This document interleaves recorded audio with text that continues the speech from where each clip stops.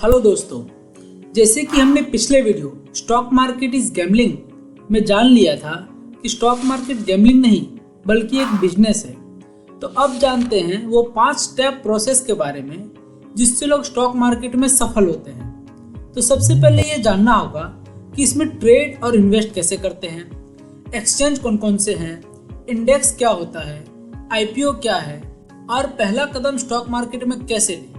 और कुछ मिथ्स के बारे में भी बात करूंगा कि लोग स्टॉक मार्केट का नाम सुनकर डर क्यों जाते हैं, वहीं पे कुछ लोग इसका नाम सुन के बहुत एक्साइटेड हो जाते हैं। वो सब जानकारी मैं आपसे शेयर करूंगा, तो ये सब जानने के लिए वीडियो में अंत तक बने रहें। सबसे पहले ये समझते हैं कि स्टॉक मार्केट क्या है। स्टॉक मार्केट एक ऐसा प्लेटफॉर्म है जहाँ कंपनियां अपनी शेयर बेचती है और इन्वेस्टर्स इन शेयर को खरीदते हैं। आसान भाषा में कहे तो ये एक ऐसी जगह है जहाँ कंपनियों का ओनरशिप खरीदने और बेचने का काम होता है और उसी जगह को कहा जाता है स्टॉक एक्सचेंज।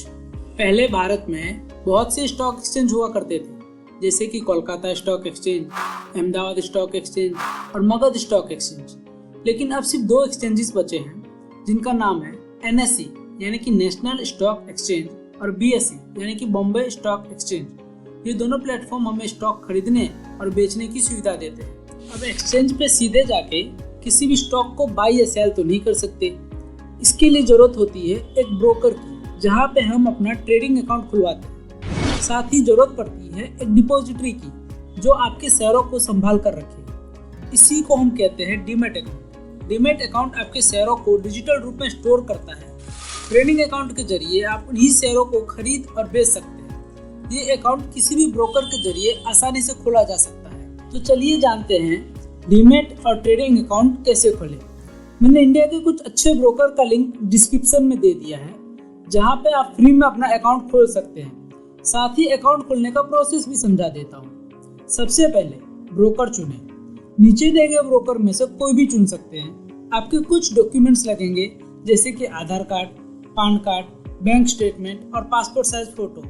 उसके बाद ब्रोकर की वेबसाइट या ऐप पर जाकर फॉर्म भरें, डॉक्यूमेंट अपलोड करें और वेरिफिकेशन के लिए अपनी डिटेल्स को जमा करें। ये सब करने के बाद कुछ घंटों या 1 से 2 दिन में आपका अकाउंट एक्टिव हो जाएगा। तो चलिए अब जानते हैं इंडेक्स क्या है।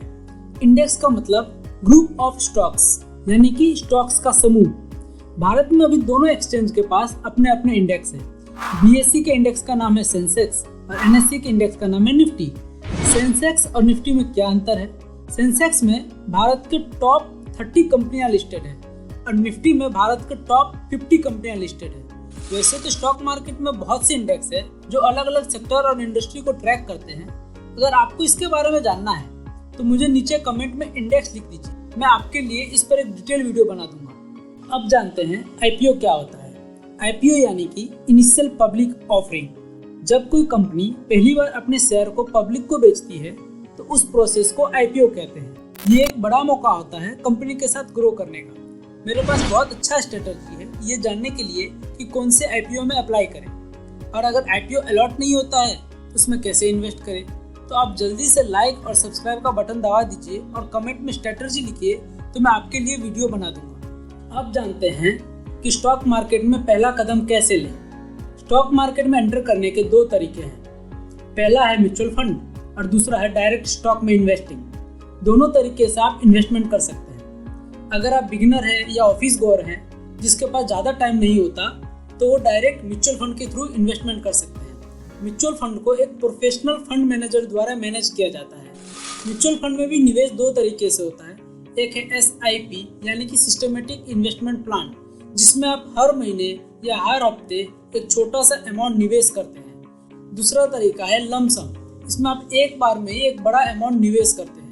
समय के साथ दोनों तरीके से आपके पैसे कंपाउंडिंग की मदद से ग्रो होते रहते हैं। तो चलिए जानते हैं कि कौन लोग स्टॉक्स में डायरेक्टली इन्वेस्टमेंट और ट्रेडिंग कर सकते हैं। अगर आपको मार्केट की जानकारी है, अगर आप स्टॉक्स का चार्ट पढ़ना जानते हो, अगर आप फाइनेंशियल स्टेटमेंट पढ़ सकते हो और स्टॉक्स के बारे में जानकारी रखते हो, तो आप डायरेक्टली स्टॉक्स में इन्वेस्टमेंट कर सकते हैं। डायरेक्टली स्टॉक्स में इन्वेस्टमेंट करने से आपको म्यूचुअल फंड से ज़्यादा रिटर्न मिल सकता है, लेकिन ये ध्यान रखें कि यहाँ पे रिस्क भी ज़्यादा है। तो सोच समझकर और नॉलेज लेकर ही डायरेक्टली स्टॉक्स में इन्वेस्टमेंट करें। स्टॉक मार्केट में छोटे छोटे कैपिटल से शुरुआत करें। जैसे जैसे आपका अनुभव बढ़ेगा, आपका ज्ञान भी बढ़ता जाएगा और उसके साथ आपका मुनाफा भी बढ़ेगा। अब जानते हैं उस मिथ के बारे में कि कुछ लोग स्टॉक मार्केट का नाम सुनकर डर क्यों जाते हैं, वहीं पे कुछ लोग इसका नाम सुनकर एक्साइटेड क्यों हो जाते हैं। लोग स्टॉक मार्केट का नाम सुनकर डर इसीलिए जाते हैं क्योंकि उनके पास स्टॉक मार्केट की सही समझ नहीं होती। उन्हें लगता है ये तो गैम्बलिंग यानी कि जुआ, इसमें सारे पैसे डूब जाएंगे। इसके बारे में हम पहले ही अपने पिछले वीडियो में बात कर चुके हैं, वो वीडियो मैं आई बटन में दे दूंगा, आप इसके बाद उस वीडियो को देख सकते हैं। अब जानते हैं कुछ लोग इससे सुनकर एक्साइटेड क्यों हो जाते हैं, क्योंकि उन्हें लगता है कि ये बस पैसे छापने की मशीन है। लेकिन ये दोनों ही गलत है। जब आप इसे सही से समझेंगे तो आपके मन में ना तो डर रहेगा ना ही एक्साइटमेंट, और आप सही तरीके से इस जर्नी की शुरुआत कर पाएंगे।